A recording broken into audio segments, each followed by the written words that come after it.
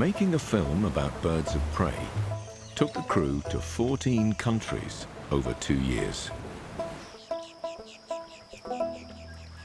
Of all the amazing behaviors they witnessed, one raptor did things a little differently. An island castaway with a little-known superpower.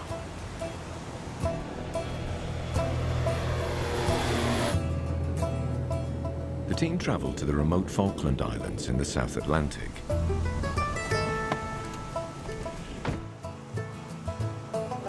Home for the next few weeks, Sea Lion Island. 3 square miles and uninhabited for half the year. But home to elephant seals, thousands of penguins, and a unique bird of prey, the striated caracara. When naturalist Charles Darwin visited the Falklands in 1833, he described them as extraordinarily tame and fearless. Very mischievous and inquisitive. Quarrelsome and passionate.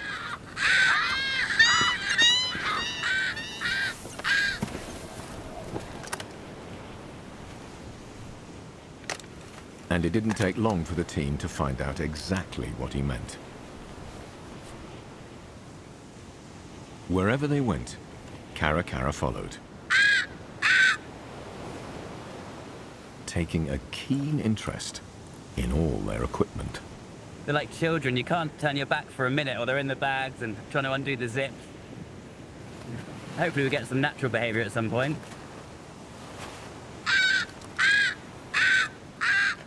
Sadly, that wasn't to be the case. Caracara are persistent, if nothing else.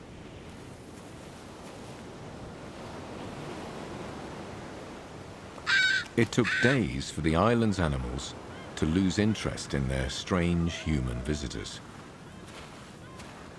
But with their own perseverance, the crew began to pick up a few natural interactions.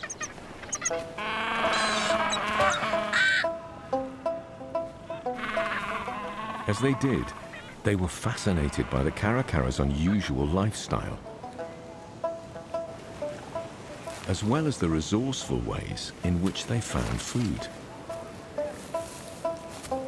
What's really interesting is you can see the difference between young and old. The more experienced birds are just targeting this wound on an elephant seal's tail.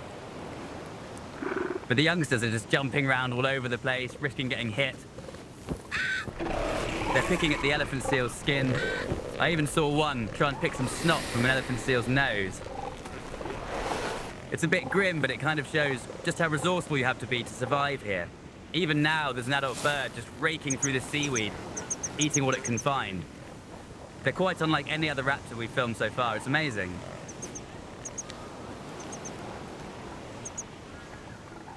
What made these raptors so different? The team wondered what secrets might lie behind their success. We've been so impressed with the caracara, and we want to find out a bit more about them. Now, intelligence isn't something that's necessarily associated with many raptors, but seeing the way these guys are and seeing the kind of things they have to do to survive, we're going to set up a few very basic and really very non-scientific tests, but just to find out if they can pass the sort of test that something like a crow is known for.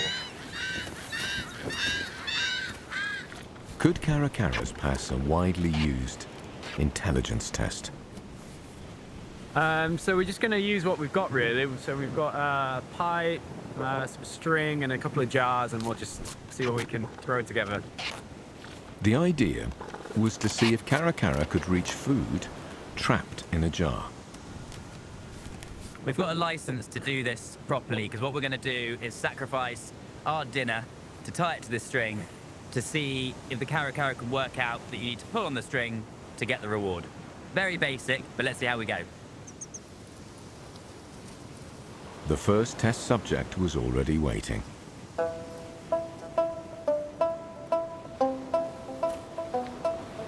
Could it find a way to reach the meat?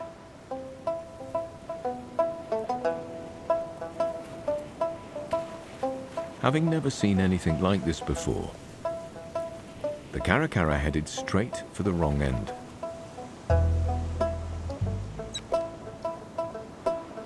But true to its character, it didn't give up, quickly finding its way to the string.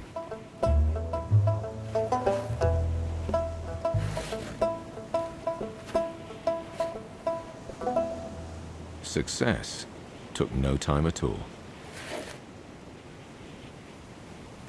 And the Caracara made off with the crew's dinner.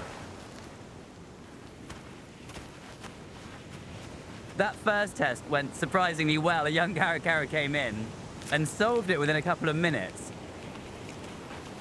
But this led to more questions.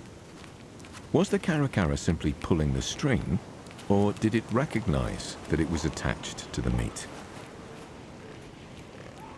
We're going to try something new now to test whether or not the Caracara actually recognizes that pulling the string gives him a reward. We're putting out 2 pipes. One has the meat in it, one doesn't. He can see which one it is. If the bird pulls on the string that has the meat straight away, we know that he recognizes that string will give him that reward. And that is, oh, there goes one now, which may show a higher degree of intelligence. Things like crows and ravens can all pass this test, so let's see how the Caracara does. 2 pipes now set up, the Caracara couldn't wait. It wasted no time at all, heading straight for the right string.